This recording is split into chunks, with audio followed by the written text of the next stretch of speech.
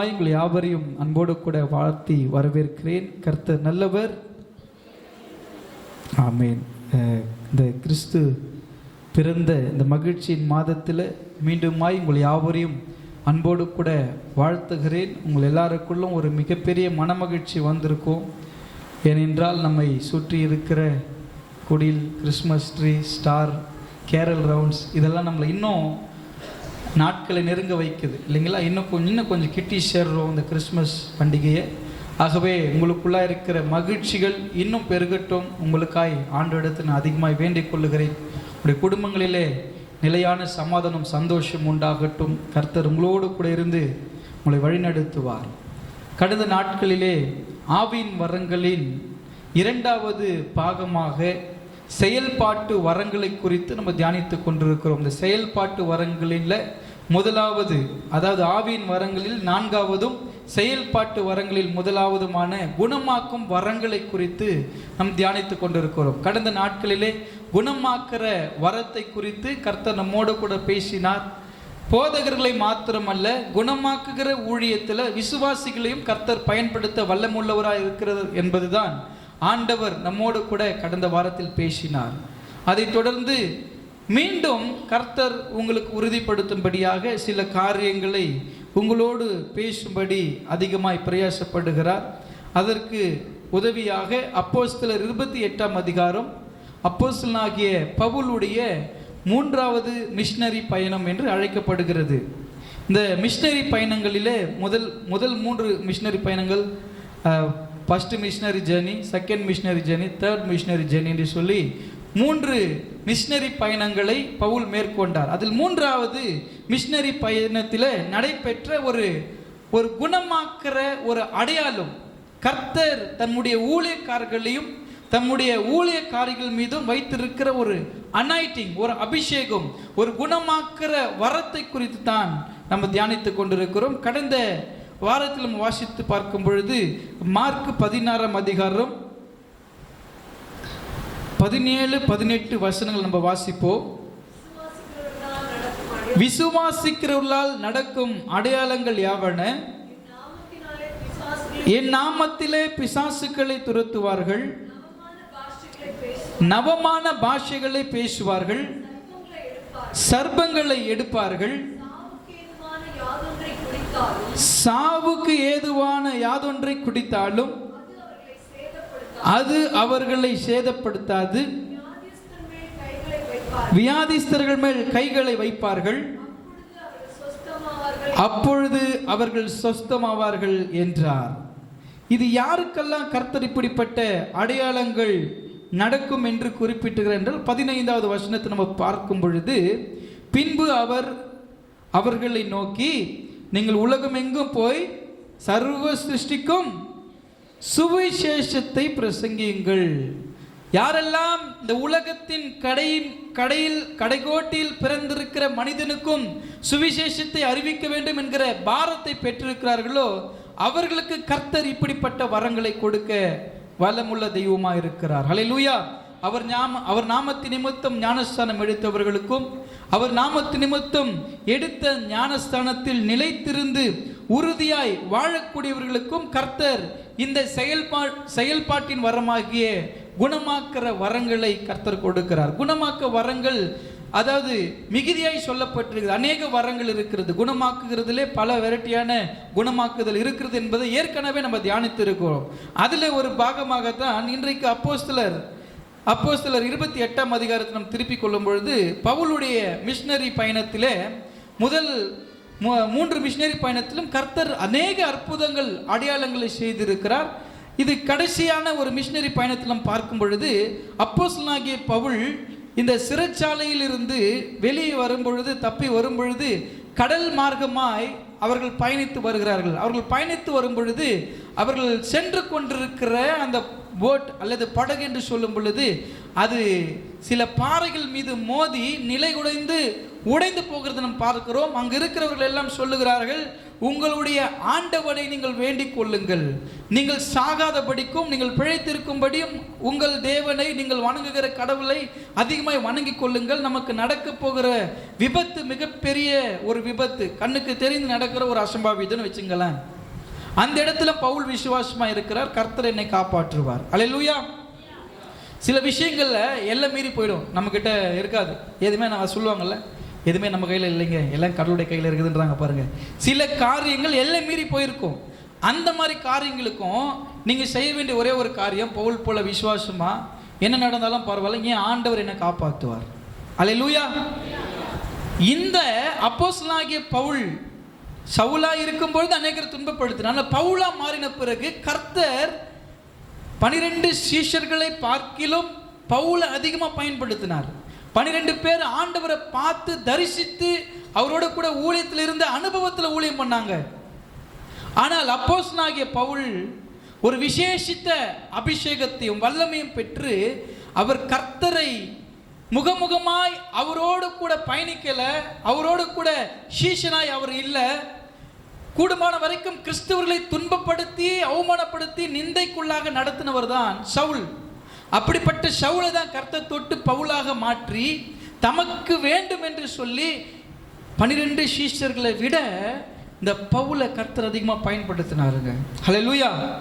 இந்த மிஷனரி பயணத்தில் அவர் பார்த்தீங்கன்னா great leaders make a good leaders, நல்ல தலைவர்கள் இன்னும் சிறந்த தலைவர்களை உருவாக்கக்கூடியவர்களாக இருக்கிறாங்க. பவுல் அநேக ஊழியக்காரர்களை எழுப்பினார், அநேக பேர், ஷீலா, தீமோத்தேயு, இன்னும் நிறைய பிலிப்பு, நிறைய ஊழியக்காரர்களை அவர் உருவாக்கினார். எதற்காக சொல்லுகிறேன் என்றால், இன்றைக்கு ஒரு தலைவனாக இருக்கிறவர்கள் நிரந்தரமாக நானே தலைவனாக தான் இருக்கணும், எல்லாருமே தொண்டராக தான் இருக்கணும்னு நினைக்கிறாங்க. ஆமாவா இல்லையா? இருக்கிற உண்மை அதுதான். நான் தலைவன் நான் மட்டும்தான் தலைவனாக இருக்கணும், மீதி யாருமே தலைவன் ஆகிடக்கூடாதுன்றதுக்கு என்னென்ன பண்ணோமோ அதெல்லாம் பண்ணுறாங்க. உலகம் அப்படிப்பட்டதாக இருக்குது. ஆனால் கிறிஸ்துவ நமக்கு சொல்லிக் கொடுக்கிறது, ஒரு நல்ல தலைவன் இன்னொரு நல்ல தலைவனை உருவாக்குவான். அதுதான் உண்மை.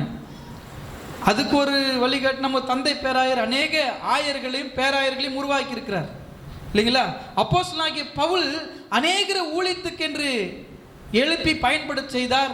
அநேக சபைகளை கட்டினார். அவருடைய ஊழியம் சுவிசேஷ ஊழியம். போவார், சுவிசேஷம் சொல்லுவார், சபையை கட்டுவார், ஒருத்தனை பாஸ்டராக உருவாக்கி அவனுக்கு நல்ல பயிற்சி கொடுத்து அந்த இடத்துல பாஸ்டர் ஆகிட்டு அவர் போயிடுவார். அதுதான் ஒரு வேலையே. இன்னைக்கு இந்திய சுவிசேஷ திருச்சபை அப்படிப்பட்ட ஊழியத்தை தான் செய்து கொண்டிருக்கிறது. விஷயத்துக்கு வரலாம். அப்போஸ்தலனாகிய பவுல் இந்த 3வது மிஷனரி பயணத்தில் போகும் பொழுது அவர் போன அந்த கப்பல் சேதமடைந்து எல்லாரும் நடுக்கடலில் தத்தளித்து கொண்டிருக்கிறாங்க. அப்போ அவங்க தத்தளித்து கொண்டிருக்கும் பொழுது இந்த 28ஆம் அதிகாரத்தில் சொல்லுகிற பிரகாரமாய், எங்கேயாவது ஒரு அடைக்கலம் கிடைக்குமா, எங்கேயாவது நம்ம எவ்வளோ நம்ம நீந்தி கொண்டு போவது, நம்ம காப்பாற்றப்படுவோமா அப்படின்னு அவங்க போய் கொண்டிருக்கிற நிலைமைகளில் தான் மெலிதா என்று சொல்லப்படுகிற ஒரு தீவுக்குள்ளாக கர்த்தர் அவர்களை வழிநடத்துகிறார். 28ஆம் அதிகாரம் 1வது வசனத்தில் நம்ம வாசிப்போம். ஆமா, அப்போஸ்தலனாகிய பவுல் தப்பி கரை சேர்ந்த பின்பு அந்த தீவின் பெயர் மெலிதா என்று அறிந்தோம். அந்நியராகிய அந்த தீவார் எங்களுக்கு பாராட்டின அன்பு கொஞ்சமல்ல, அந்த வேளையிலே பிடித்திருந்த மழைக்காகவும் குளிருக்காகவும் அவர்கள் நெருப்பை மூட்டி எங்களை சேர்த்து கொண்டார்கள். கர்த்தருக்கு பிரியமான அன்பு சகோதரனே, சகோதரியே, நல்ல இந்த வார்த்தைகளை நீங்கள் ரொம்ப தெளிவாக கவனிக்கணும். உங்களுடைய எண்ணங்களை சிதற விடாமல், மற்ற காரியங்களை வேடிக்கை பார்க்காம கர்த்தர் மீது நோக்கமாக இருந்து வார்த்தைகளை ஞானமாய் கேட்டு நீங்கள் பிழைத்து கொள்ளுங்கள். ஆண்டவர் உங்களோடு பேசி கொண்டிருக்கிறார். அப்போஸ்தலனாகிய பவுல் மெலிதா என்று சொல்லப்படுகிற தீவை கண்டறிந்து அங்கிருந்த மக்கள்லாம் யாரு? அந்நியர்கள், கடவுளுடைய நாமத்தை கேள்விப்படாதவர்கள். யாவே என்று சொல்லப்படுகிற யெகோவா தெய்வம் இயேசுவை அறிந்து கொள்ளாதவர்கள், எனக்காக மரித்த, எனக்காக ரத்தம் சிந்தினவர் இயேசுதான் என்பதை உணராத புறஜாதி மக்கள், கர்த்தரை அறியாத மக்கள். அவர்கள் எப்படி இருந்தாங்களா? அவங்க மேல அவர்கள் செலுத்தின அன்பு கொஞ்சம் அல்ல.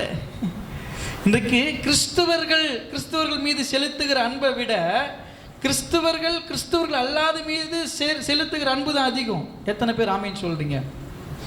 சொல்ல மாட்டீங்களே. கிறிஸ்துவ மேல அன்பை செலுத்த மாட்டான். கிறிஸ்துவ பார்த்து பொறாமப்பட்டு இருப்பான். இவங்க சர்ச்சு கட்டாங்களா, நான் டவர் கட்டுறேன். அவங்க டவர் கட்டாங்களா, நான் லைட்டு போடுறேன். அவங்க லைட்டு போட்டாங்களா, நான் ஸ்கிரீன் போடுறேன். இப்படி தான் போயிட்டு இருக்குது. ஆனால் நம்மளை பார்த்து சந்தோஷப்படுறங்க யார் தெரியுமா? கர்த்தர் அறியாத ஜனங்க. போனா ஐயா சோத்திரம் ஐயா, எப்படி இருக்கிறீங்க, ரொம்ப பிரியமாக பேசுவாங்க. ரொம்ப அப்படியே நம்ம உடன்பிறவாத சகோதரர் மாதிரி, வாங்க சாப்பிடுவோம், வாங்க டீ சாப்பிடுவோம், வாங்க எங்கள் வீட்டுக்கு வாங்க, எங்கள் வீட்டுக்கு வாங்க அப்படின்னு கூப்பிடுவாங்க. ஆனால் கிறிஸ்டின்னு சர்ச்சுக்கு வர்றவங்க, ஐயா அது நான் இல்லை, நான் எங்கன்னா போயிட்டுருப்பேன், வராதிங்கன்றவாங்க. இல்லை, சூழ்நிலைகள் எப்படியோ மாறிடுது. இங்கே பாருங்களேன், பக்தி வைராக்கியம் வேற, கர்த்தர் நமக்கு கற்றுக் கொடுக்கிற அன்பு வேற.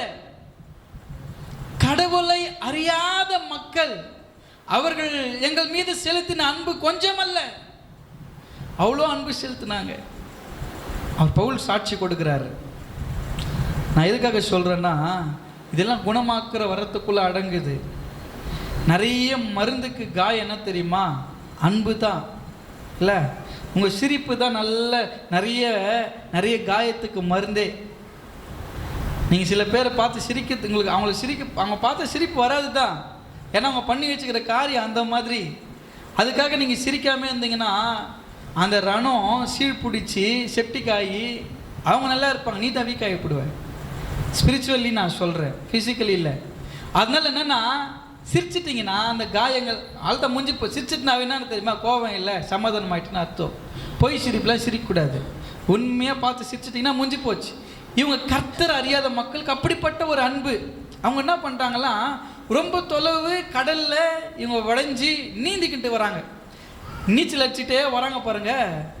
ரொம்ப குளிருங்க, மழை வேற வந்துடுச்சு. அங்கே என்ன பண்ணுறது தெரியல. நேற்று நாங்கள் கூட கேரள் போனோம், ரொம்ப நல்லா இருந்தது. நினைஞ்சு இங்கே நடக்கிற சம்பவம் தான் நேற்று நாங்கள் பார்த்தது கூட. எப்படின்னு பார்த்தீங்கன்னா, ரொம்ப எல்லாரும் உறைஞ்சி போயிட்டு, ஏன்னா ரொம்ப தொலைவு வந்து கப்பல் சேதமாகி அங்கேருந்து ஸ்விம்மிங்லே வந்திருக்கிறார் பாருங்க.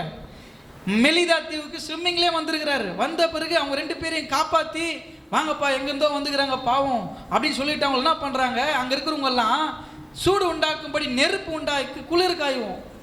நான் வினித்துலாம் கொஞ்சம் நாளாக குளிர் காயிரும். மழை வந்துச்சுன்னா குளிர் காயும். கொஞ்சம் குளிராக இருக்கும்போது வெளியே உக்காந்து ஒரு தாளால் விறகெல்லாம் எடுத்துன்னு வந்து போட்டு கொளுத்தி இந்த புகையெல்லாம் போட்டு கொசுங்க ஒரு பக்கம் தொல்லை தாங்க முடியல. மழை பெஞ்சு விட்டுச்சு, ஓய மாட்டுதுங்க.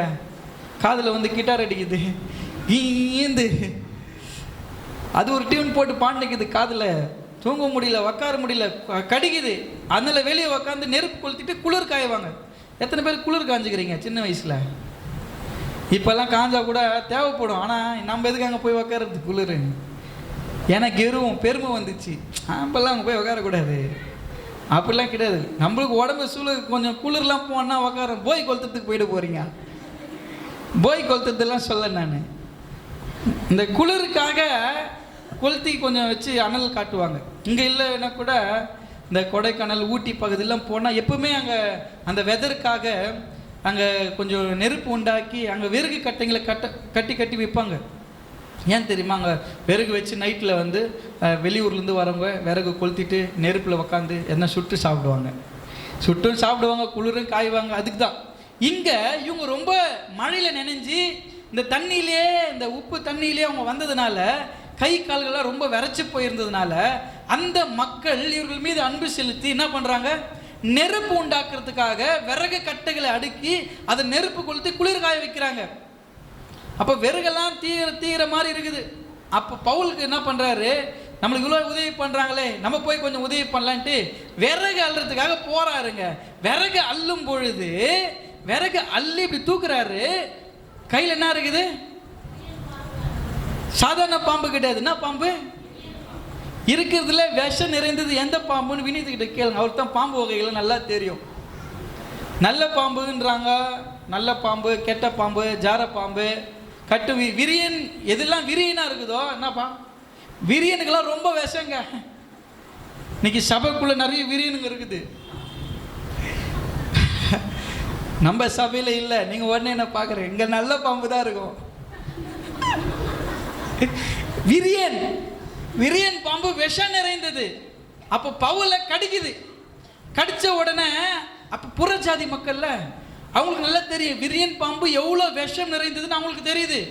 அவங்க என்ன நினைக்கிறாங்க, கடலின் வாய்க்கு தப்பின இந்த மனிதர்கள், இந்த மனிதன் இந்த பாம்பின் வாய்க்கு அகப்பட்டு கொண்டானே, இவன் என்ன பாவம் செஞ்சானோ தெரியலையே அப்படின்னு சொல்லிட்டாங்க.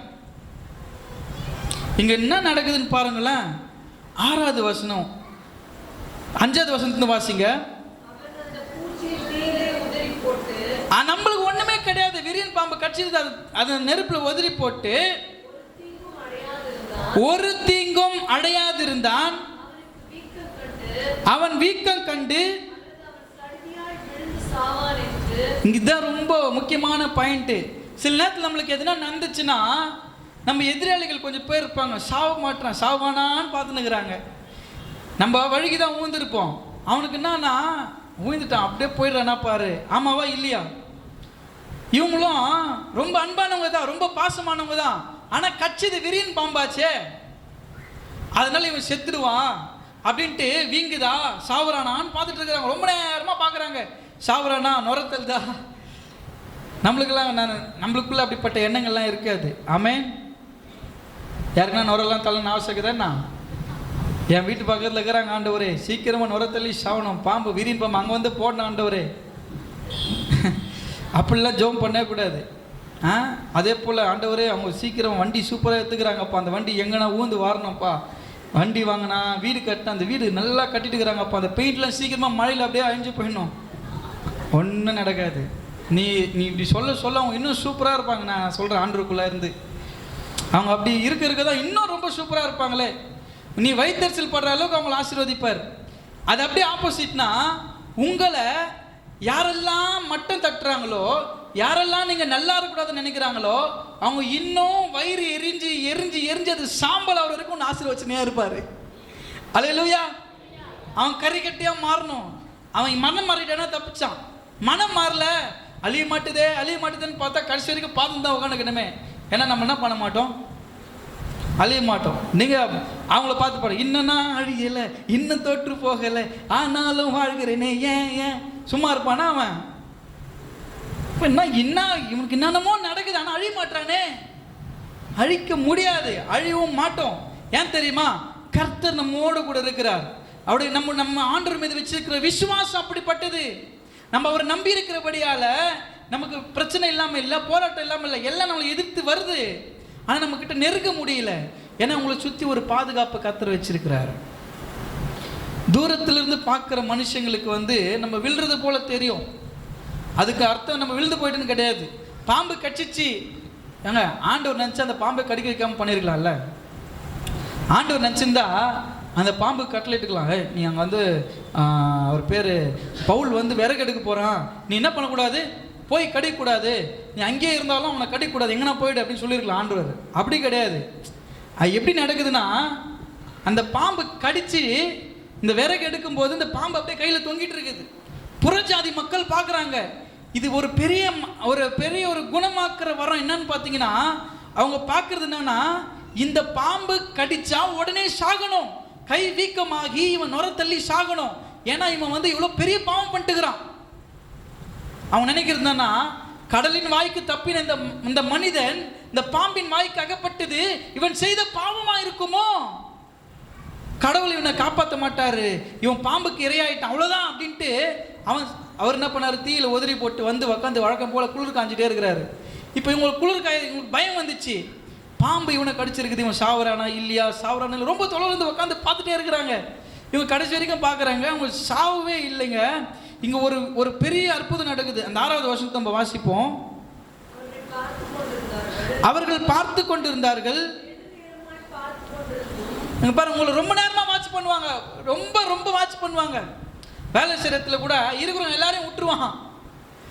சர்ச்சுக்கு போகிறல்ல, கிறிஸ்டின்ல நம்ம மேலேயே நோக்கமாக இருப்போம். நம்மளுக்கு என்ன தெரியுமா இருக்கும், நம்ம இவங்க பார்க்குறாங்கன்ட்டு உண்மையை செய்ய ஆரம்பிச்சிருப்போம். கடைசியில் லாஸ்ட் வரைக்கும் உண்மையை செய்கிற மாதிரியே மாறிட்டு இருப்போம். நம்ம சோகமே அப்படி மாறிடும். ஏன்னா அவங்க இருக்கிற வேலையெல்லாம் விட்டு நம்ம முன்னாடி தானே வந்துட்டு இருக்கிறாங்க. நம்ம ஏதாவது மிஸ்டேக் பண்ணுறோமா, நம்ம மேலே தான் நோக்கமாக இருக்கிறாங்க. நம்மளையே ரொம்ப நேரமாக பார்த்துக்கிட்டு இருக்கிறாங்க. ஏதாவது இவன் சாகுறானா, இந்த விஷயம் ஏதாவது ஆகி அவனுக்கு ஏதாவது நடக்குதான்னு பார்க்குறாங்க. இது ஃபிசிக்கலாக. நீங்கள் ஸ்பிரிச்சுவலாக யோசிச்சு பார்த்தீங்கன்னா, வேலை செய்கிற இடத்துலையும், படிக்கிற இடத்துலையும், குடும்பத்துலையும் நம்மளை ரொம்ப பேர் வாட்ச் பண்ணிகிட்டே இருக்கிறாங்க. இதுதான் ரொம்ப மாறிடுச்சு, நட மாறிடுச்சு, ட்ரெஸ்ஸிங் மாறிடுச்சு, ஜெபம் பண்ணுது, பாட்டு பாடுது, ஒரே ஸ்டேட்டஸ்லாம் வேறு ஆண்டவர் பற்றியே போடுது.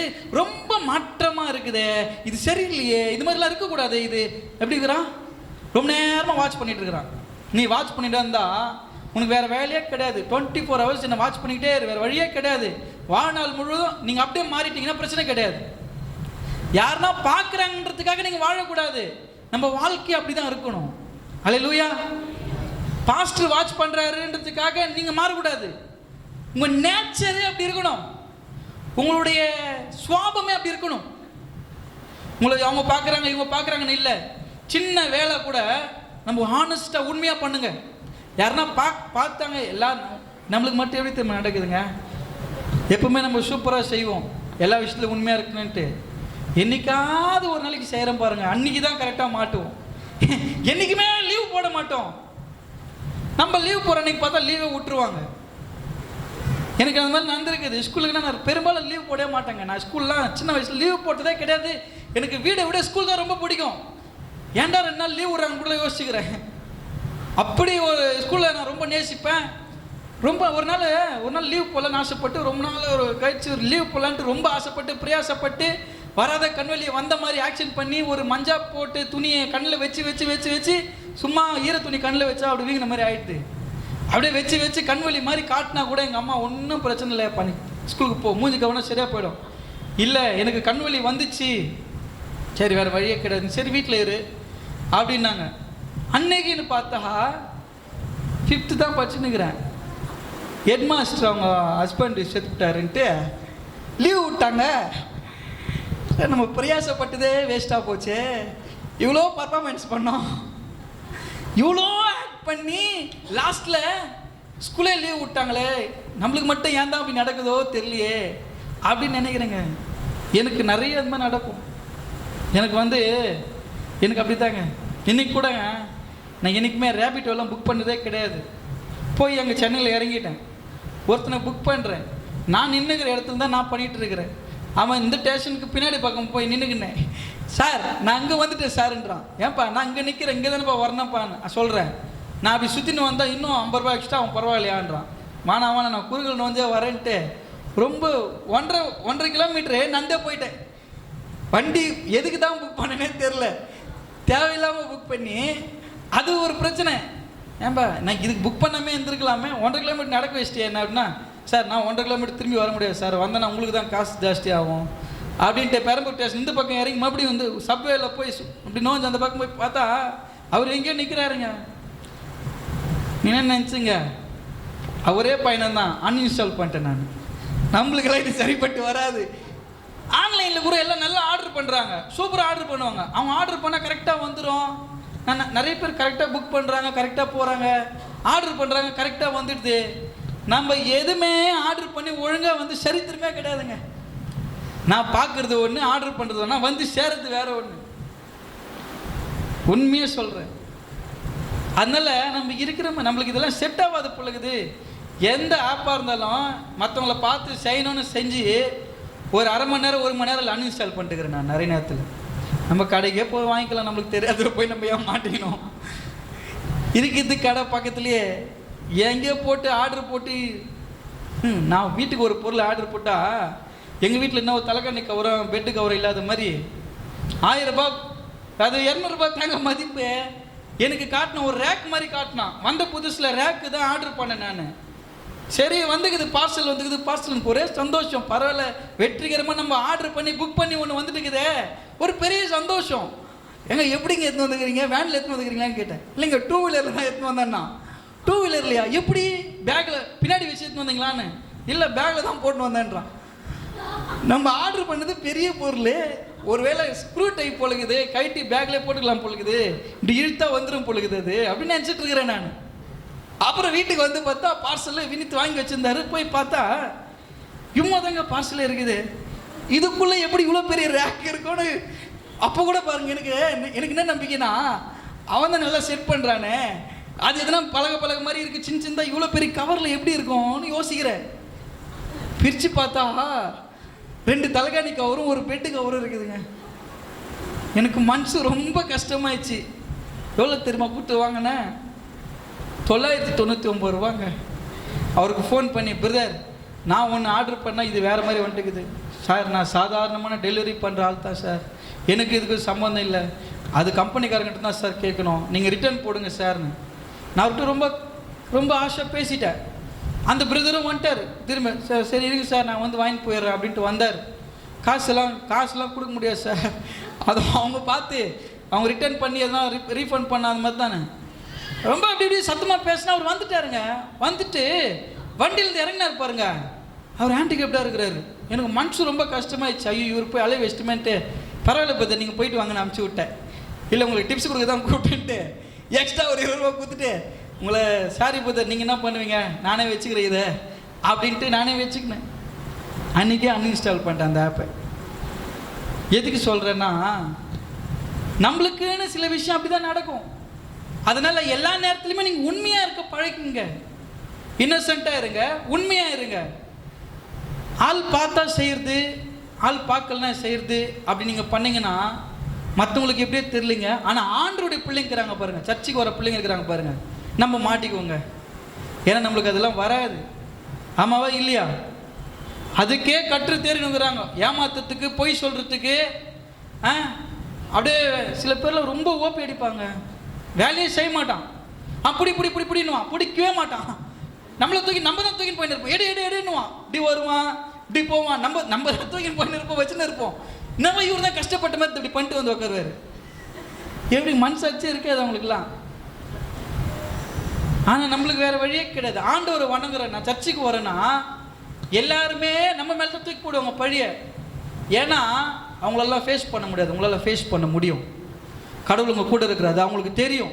அதனால சொல்கிறேன், உங்களுக்கு ஏற்படுகிற பிரச்சனையை பார்த்து, அன்னைக்கு பவுலை பார்த்துட்டே இருக்கிறான், எப்போ பவுல் விழுவான், இந்த பாம்பு கொத்துச்சே அப்படின்னு பார்த்துட்டே இருக்கிறாங்க. கடைசி வரைக்குமே பார்த்துட்டு தான் இருந்தாங்க. இன்னைக்கு நீங்களும் ஏதோ பை மிஸ்டேக் ஏதாவது மாட்டுவீங்களா நிறைய பேர் பார்த்துன்னுக்குறாங்க. இதுக்காக ஆமேன்னு சொல்கிறீங்களா? சொல்லுங்கள், நல்லா சத்தமாக சொல்லுங்கள். இது நான் கேட்கறதுனால சொல்கிறீங்க, நீங்கள் மாட்டும் போது தெரியும். இப்போ சொல்லுங்கள் பார்க்கலாம், சொல்லிவிடுங்க, அவ்வளோதான். அதனால் நம்ம எப்போ மிஸ்டேக் பண்ணுவோமே நிறைய பேர் பார்த்துன்னுக்குறாங்க. இவன் எதுலையுமே மாட்ட மாட்டுறானே, இந்த சிஸ்டர் எதுலையுமே மாட்ட மாட்டுதே, இதை தான் எதுனா கோத்து உள்ளன்னு பார்க்குறேன், இது மாட்டவே மாட்டுது. எப்படி மாட்டுவோம்ப்பா நான்? நீ மாட்ட வைக்கிறேன்னு நினைக்கிற, ஏன் ஆண்டவர் என்ன மாட்ட விடுவாரா? மாட்டி கூட அதை ஸ்மூத்தாக ஹேண்டில் பண்ணி நம்ம வெளியே வந்துடுறோம். இந்த பிரச்சனை வந்து எப்படி நான் தப்பிச்சு வந்தேன்னு கேட்குறான் அவன். நான் ஒன்றும் இல்லை, 2 விஷயம் சொன்னேன், சிரிக்கிறான். இப்படியா, இது சாதாரணமான விஷயமா சிரிச்சுட்டு வந்துட்டுக்கிறியாடா? இப்போ வேற என்ன பண்ண சொல்கிற? நம்மளுக்கு தெரியல, நம்ம இன்னசென்ட்டாக இருக்கிறோம், அவ்வளோதான். கடைசி வரைக்குமே நீங்கள் என்ன பண்ணுங்க, உங்களை பார்த்துன்னு இருக்கிறோம், பார்த்துனே இருக்கட்டும், நீங்கள் உண்மையாக இருங்க, விசுவாசமாக இருங்க, நம்பிக்கையாக இருங்க. பவுல் அப்படி இருந்தார். கடைசி வரைக்குமே அவங்க என்ன பண்ணல, பவுலுக்குள்ள மரணம் வரவே இல்லை. இப்போ இவங்களுக்குள்ள பயம் வந்துச்சு. ஒரு நாளைக்கு உங்களை யாரெல்லாம் பார்த்துட்டு இருக்கிறாங்களோ, நீங்கள் விழுவீங்க, நீங்கள் இருக்க மாட்டீங்கன்னு நினைக்கிறாங்களோ, அவங்க உங்களை பார்த்து பயப்படுற ஒரு நாள் வரும். ஆண்டவர் உண்மை உள்ளவர், அவர் ஜீவிக்கிறார். அவர் உங்களை பார்த்து பயப்படுற ஒரு சூழ்நிலை ஏற்படுத்துவார். இவங்க கூட கடவுள் இருக்கிறார் என்பதை எல்லாம் புரிஞ்சுக்குவாங்க. இது பவுலுக்குள்ளே இருந்த அபிஷேகம் அப்படிப்பட்டது, வல்லம் அப்படிப்பட்டது. பவுலை அவங்க பார்த்துக்கிட்டே இருக்கிறாங்க. அவங்க சொல்கிறாங்க பாருங்களேன். அதுக்கப்புறம் 7வது வசனத்தை நம்ம வாசிப்போம்.